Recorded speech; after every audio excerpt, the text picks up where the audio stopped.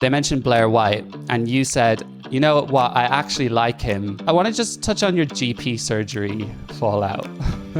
It makes no difference. We are all going to be wearing those badges soon, whether we are trans or not. Are you joking? Some people feel that, if other people come on the scene, you prefer to stay a bit isolationist. You'd rather kind of not support another voice or pick them apart.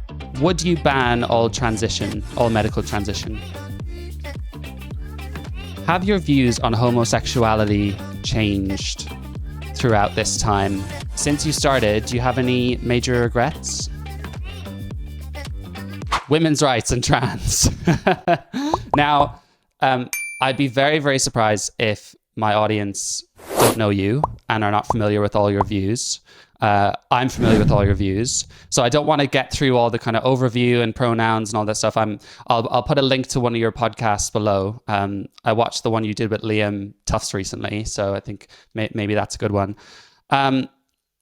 So I just want to ask you a few quick fire things, maybe challenge you on a few things, right? And common misconceptions I hear about you, or just things that I'm curious about. So, looking at some of your older interviews, I believe you stated quite a number of years ago on Trigonometry, when they were kind of quizzing you on, well, what about this trans person? They're a moderate person, and they're not harming anyone. Can we use the pronoun, etc.? They mentioned Blair White, and you said, you know what, I actually like him, but, and then you went on to say something else. So I'm really curious kind of what your thoughts are on that now, and not just Blair White, but kind of, you've been on this journey a long time. So have any of those opinions for you changed over time?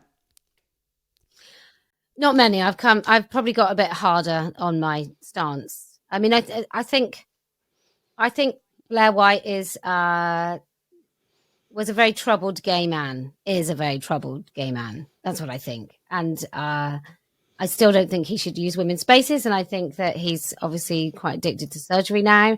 But he speaks a lot of sense on a lot of issues. I just don't. I just think that sometimes he's used as a kind of gotcha. Yeah. Oh, doesn't he look like a woman? Well, I don't think he would look like a woman if he was stood next to me. I think he very much wouldn't look like a woman. I think we would all know. But I think his pursuit, and clearly, I think I'd go for 100%, but I'd be happy to say 99% of men, whether they're gay or not, are AGPs when they dress as women. So he probably is that. But he also seems... he's probably one of the few that I don't really dislike. Do you think he's kind of funny? I don't actually watch him very much anymore. I think I probably did in the early days. I've seen a few things with him on. And I've got some friends, a male friend who actually has met Blair quite a few times. And, he talks about... he can talk to people that are never going to listen to me. I mean, maybe not so much anymore because he's like a diehard Trump supporter, but he can reach people about childhood transition that maybe some people can't. So he definitely plays, but he's still representing something that I don't like. That makes perfect sense to me. And the reason I ask is because some of those people were a gateway for me. I remember several years ago, I can't remember how you popped up on my feed, but this is when I was kind of queer. And I heard a couple of things you said, and I was just like, oh my God, like my mind was like, who's this hateful woman? And I just immediately switched tabs. So, that's the reality. And I do agree that they can win over some gay people in particular. I want to just touch on your GP surgery fallout. Could you first just give a quick summary of what happened? I went in, I had 2 appointments to make for my children, and I had a letter to hand in. And I don't normally feel like this, but I didn't go into battle. I also had to make an appointment for myself, and I'm quite a busy woman. And it was the first time that I kind of made it. And I was like, yes, I'm going to go to the GP. I'm going to do it. And then a woman with large breasts. I don't even know if she was wearing a binder, but if she was, it was not very successful. And she had short hair, no makeup. She just looked like a normal woman. And she just had this huge he, him, like zigzaggy pronoun badge. And I did this. And I thought, well, I'm not going to discuss. I can't make any appointments because I don't want her to know my children's names. So I don't want to link my children with me to this person who I don't trust because she's an activist, because she's wearing a pronoun badge at work. And this was all going through my head as I started to talk to her. And, you know, sometimes when time... So for me, I often have conversations while I'm in my head, while I'm talking to other people. Right? I think lots of people... I don't think I'm particularly... I gotcha. Yeah. So I'm like going through. And then I just said...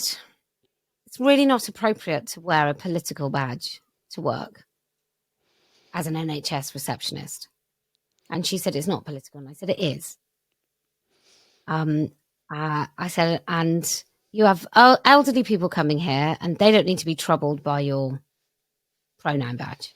And she said, it's got nothing to do with my work. And I said, well, don't wear it then. Don't wear it to work then, because you've made it part of your working day, and I think it's wrong. And then as I went out, there's one double door. I was quite cross. It was, and then I said, she said, you can complain to my manager. And I said, I absolutely will be complaining. And I go through one door, and then as I go through the second, I was like, fuck's sake. But I was a little bit louder than that. I don't think she could have heard it, but she might have heard it. But I did do, for fuck's sake, pronouns. And I get in my car, and then I get a call when I'm at home and I'm in here. And then at the time, my phone was Bluetooth to this because I used to play tunes from my phone, whereas now I do it a different way. And so the phone started ringing, and I was like, oh, I think that might be the GP's office. And it was. Yeah. And then unlisted me. Yeah, so I've seen that clip. It's worth a watch. I might insert a little clip of it. Kellie-Jay, I understand you came in with a letter for your daughter this morning and interacted with Chuck on reception? Yeah, the lady on reception. Yeah, I did. So the man on reception... Oh, see, this is what my issue is. I know it's a woman. You know it's a woman. And now because you've got somebody with a made-up identity working, I now no longer... I'm going to carry on talking. I now... No, you can't. No, you can't. I now no longer feel safe. Your behaviour towards Chuck and your phone call thereafter is unacceptable. What, my behaviour saying that it was wrong to wear ideological symbols at the NHS? No, we have an inclusive culture at this practice and wider NHS, and will not tolerate discrimination towards staff or patients. So you're saying that I have to pretend that that is a man? I'm not saying you have to do anything. Your interaction this morning... Why is any of your staff wearing ideological pins that will tell an elderly patient that they're wrong if they say miss about that person? It makes no difference. We are all going to be wearing those badges soon, whether we are trans or not. So are you joking? So well, first of all, I agree about the pronoun badge, and I wish we did not bring these things into the workplace. One challenge I'd possibly have is, you know, you can kind of tell the story as I was struck off from my GP because I challenged this issue. Now, if I'm honest, if that phone call, if I was the receptionist or the GP at the end, or I don't know who it was that called you, I may be a little bit frightened. It was quite heated, right? So could it be possible that, you know, it wasn't maybe just the disagreement, but also the behavior or kind of the way you spoke to people? No, because I think she was phoning to unlist me. Okay. So we knew that was from the off. She was phoning to unlist me. Right. I had another conversation prior to that with someone who I'd rang to say, I want my records. I want you to take all my records off your database, because I just thought that woman was going to look at my records and my kids' records. And, you know, it's I can't discuss some of the things that have happened to me in the course of the last few years. But let's just say that's quite a real risk that she would do that. Like, not her personally, but that somebody would do that. That somebody would interfere in my very personal, private family business. It's very, very possible. And so it was quite a real risk. So I phoned and I said, oh, I've got this, like, I'm very unhappy, blah, blah, blah. And this woman had said, I said, look, she, and then she says, no, he. I said, no. I said, oh, come on. I said, this is what I'm talking about. You know it's a woman. I know it's a woman. And yet you're correcting me and we're doing this little dance and it's ridiculous. You're a doctor's surgery. And she said, and I said, you know it's a woman. And she went, I'm not listening. I promise this is true. I wish I'd recorded. I'm not listening. I'm not listening. I'm not listening. I'm not listening. I'm not listening. This to me. So I went, well, you can go fuck yourself as well. Sorry, on your podcast. You can. No. You can swear. Don't worry. All right. And then I got that. Yeah. So it might be my behavior. It might be my fight, but they were waiting for it. Now I've asked repeatedly for them to release all the things that were discussed about me. Right. So, you know, your data, you can ask for all of your subject access requests and they have declined. They will not. And their excuse was they thought I would use it to intimidate people. And I'm like, well, only if you've said some stuff about me. Like if it just says Mrs. Keane Minchell was, you know, we don't like the way she behaved and she made us feel unsafe. It was all like nonsense like that. That's fine. But I don't think it was. Yeah. Call me transphobic. Of course. Yeah, it's interesting how we got to this place now where just so many people think compelling your speech is just, you know, it's like, why would you not compel someone's speech? Why would you not tell them, say he to me? Even though, like you said, you're both, you know, what the trans community would call cis people on the phone to each other. It's like, who's the performance for? You know, that person isn't even there. And she said, we're going to have pronouns. Or maybe that was the second call. Maybe that was a call Oh, that's recorded. And she goes, I will have pronouns. Great. Do you, so one criticism I hear about you is that, you know, you obviously have this hold the line position. You've built a very big movement. You have lots of followers that, you know, really like your brand and your views and they kind of maybe stick with you.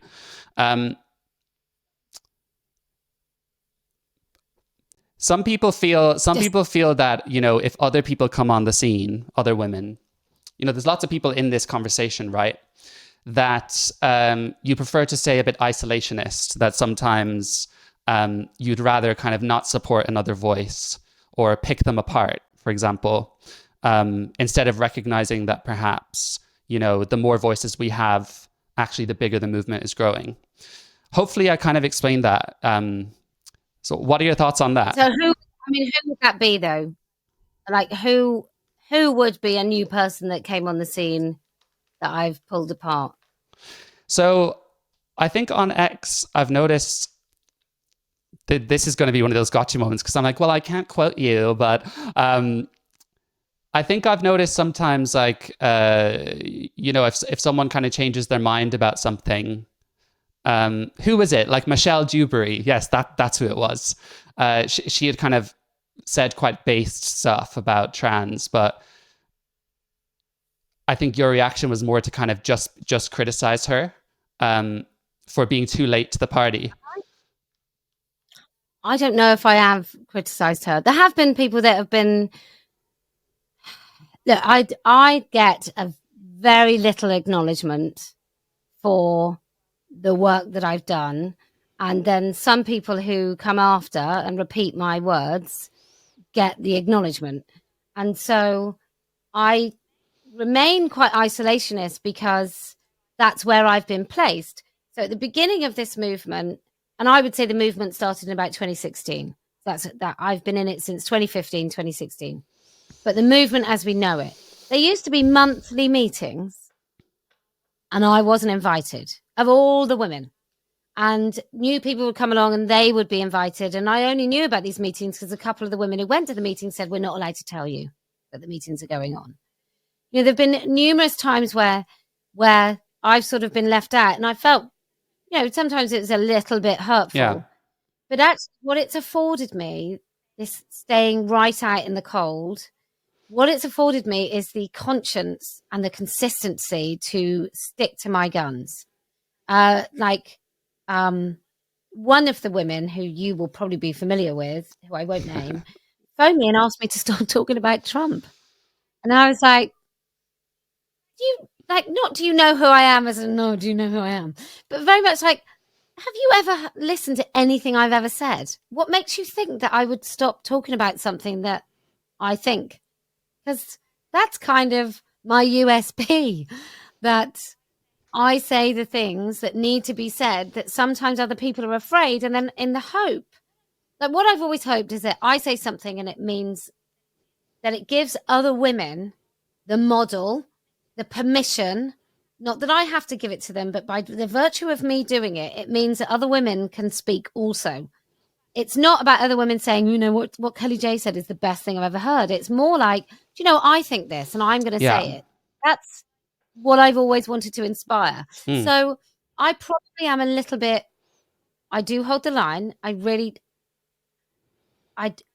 find it difficult at this stage in the game that anyone still promotes men Mm-hmm.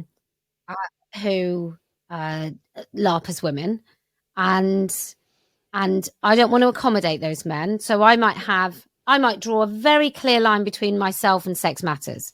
Now, Sex Matters are a human rights organization, and they're a charity, and they've got certain obligations as a human rights organization that I, as a women's rights campaigner, do not have. I don't have to accommodate those men. Sex Matters probably have to find, and they use that language, that they accommodate those men. You know, one of them said in a podcast that they would want to accommodate these men in schools and how children would address them. Well, I think it's quite right for me to criticize that when they have quite a big voice. I think it's absolutely right and proper that I would say that I think that's quite dangerous, and to leave these men in a position of authority over children in schools. And so I do have to draw a distinction. It's much more difficult to do that if kind of in like group chats and you're all sort of happy clappy kumbaya, because then I don't get to do what I want. Well, I think it's great that you stick to your convictions, and whether it's Islam or Trump, you say what you think. And I've noticed this too, because when I started my channel, that was one thing, you know, I said I really want to just try and stick to what I think about stuff. And if things change, that's fine. And because I focus kind of 75% on gender issues, I've built up a bit of a TERF fan club, which I wasn't expecting at all. But then I notice now, if I talk about men's issues, like I had one guy on who talks about, you know, men's mental health and masculinity, and a few other things on X I've said, I start getting kind of cancelled by now. Obviously, loads of these women are open-minded and can deal with differences of opinion, but there's definitely a cultish element to the GCs or whatever you want to call it. Would you say so? That's why I'm not GC. Yeah. I'm not GC. I've also got 3 sons, and I'm heterosexual. You know, I've got a husband. I have a vested interest in men, and yeah. So some of the GC thing, you're all supposed to kind of think the same about abortion, which for the most I do, but I don't think you should be able to kill a 39-week-old baby in the womb. I'm old-fashioned. I completely agree with that. Yeah. I also strongly think that the way to make women happier in this country is to find a solution to the problem of having babies and working. And I think we need to think about what we want our society to look like. And I really encourage women, unless you really love your job, if you can make the choice to stay home, make the choice. And I think governments, you know, and so people will be in opposition to that. I don't call myself a feminist. Yeah. I just, you know, there's the men's mental health thing's really interesting, isn't it? 'Cause sometimes if you start talking about that, like, oh, yeah, poor men, you're like, yeah. Or people go toxic masculinity, and I'm like, okay, so what is masculinity? Like, tell me what the good masculinity is.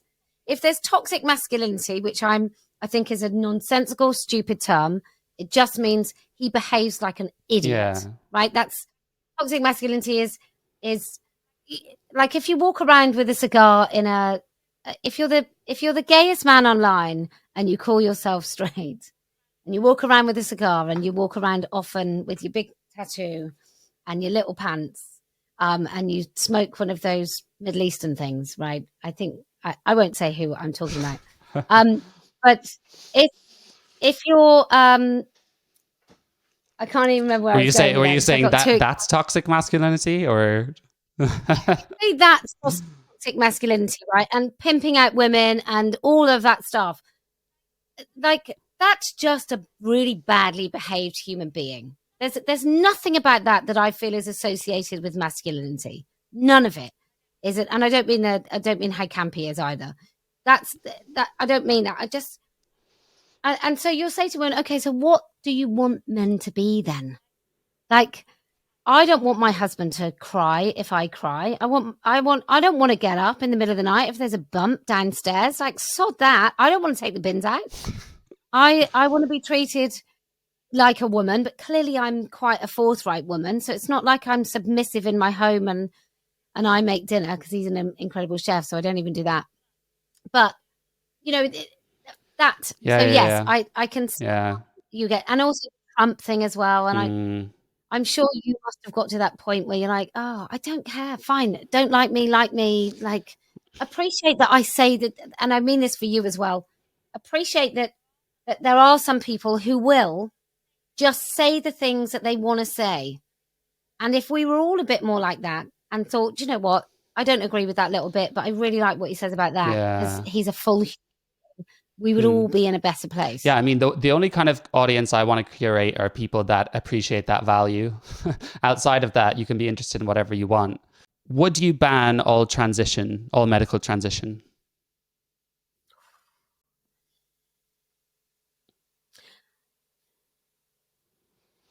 I think I would like to really discourage it. I think I might put a ban up to the age of 25. I think probably you are allowed to even mess up your body. I mean, if you have to ban transition, then you have to ban breast implants, like extreme breast implants, and people that make their lips the size of their face. I feel like So, there are a lot of,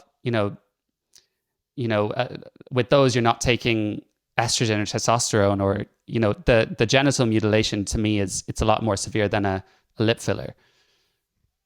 well, I think it probably is, but in a democratic society, in a kind of a place where actually, how much do you want the government to be able to decide? I don't think the NHS should pay for it at all.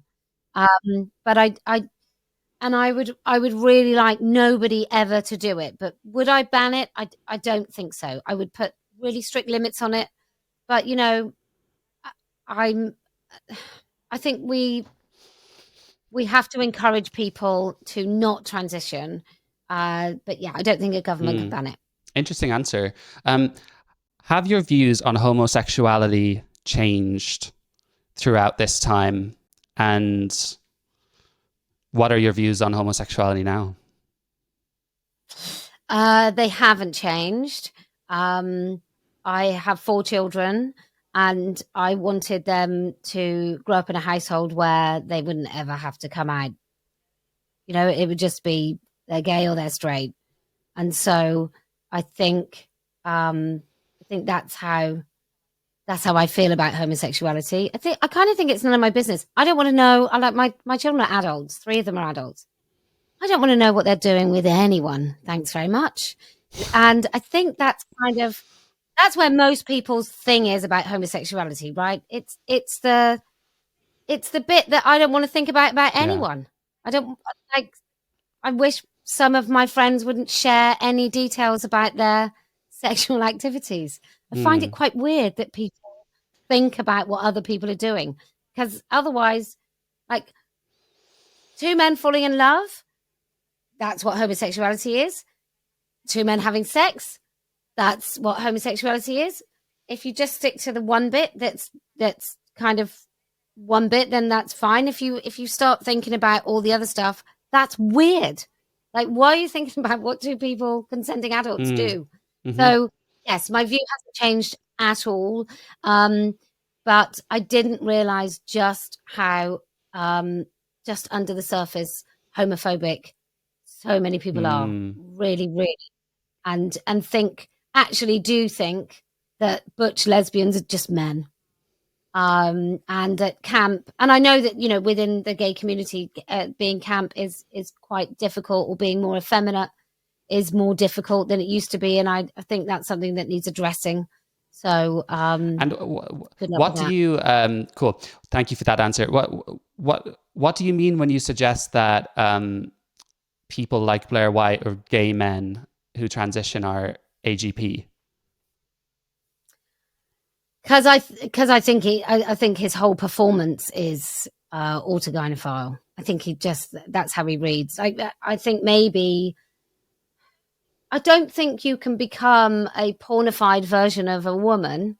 Like, if you're not an AGP and you're trying to opt out, you're trying to escape being a gay man, right? By pretending to be a woman.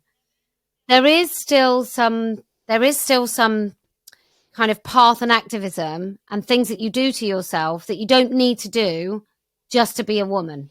Like, if in your, you could just wear that, you don't have to have breasts. Like, I feel. Do you feel like it's more because rather than them being attracted to themselves, it's that they're trying to attract a really kind of straight acting macho guy? Is that how it works more? That they kind of fetishize themselves to attract others? Well, it's such a 24-hour performance. I find it difficult to think that it can be any other driver, to be honest. Even if it is, women find this difficult to believe, I think, just how men are driven by their own sexual Absolutely. feelings and drivers. Yeah. And so I think that isn't at play. And I don't think it's just about getting somebody into bed or being attractive. I think that so no, I don't think it is just that. So this is the last subset question. Since you started, do you have any major regrets?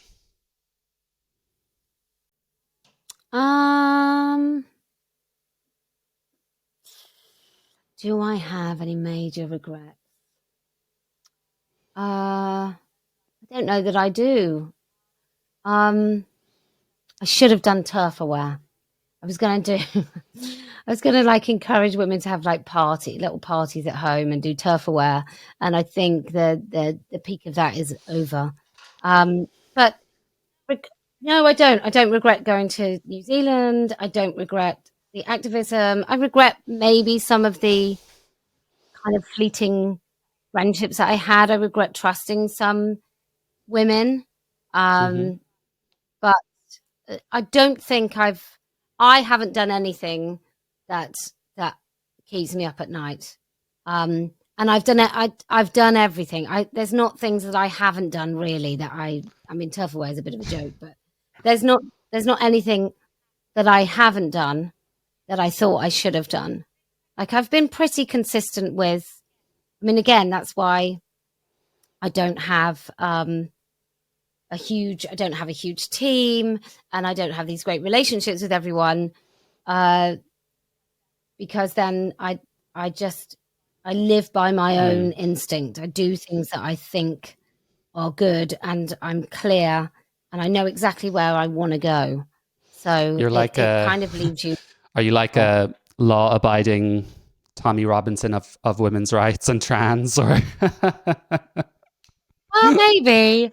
I mean, there's this package, right? This lots of makeup, 51, heterosexual, married, 4 children, nice accent, like not too, like not posh, but not identifiable necessarily. You don't really know where I'm from.